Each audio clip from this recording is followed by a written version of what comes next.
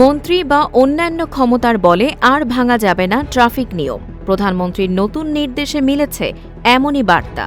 একজন মন্ত্রী ট্রাফিক সিগন্যালে আটকে পড়ে গানম্যান দিয়ে সার্জেন্টকে বলেছিলেন, মন্ত্রী সাহেব আছেন, একটু ছেড়ে দেন। বিষয়টি প্রধানমন্ত্রীর কানে পৌঁছাতেই ক্যাবিনেট বৈঠকে তিনি স্পষ্ট বার্তা দেন, এ ধরনের ঘটনা যেন আর কখনো না ঘটে। এমন তথ্য জানিয়েছেন স্বাস্থ্যমন্ত্রী সরদার মোহাম্মদ সাখাওয়াত হোসেন।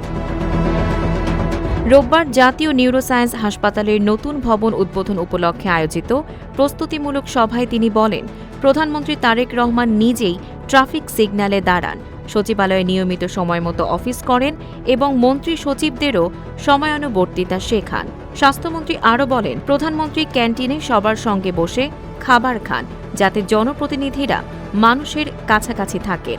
তিনি গাড়ি নিয়ে সিগন্যাল অমান্য করেন না, কারণ তিনি চান কেউ যেন ক্ষমতার দাপটে আইন ভঙ্গ না করে।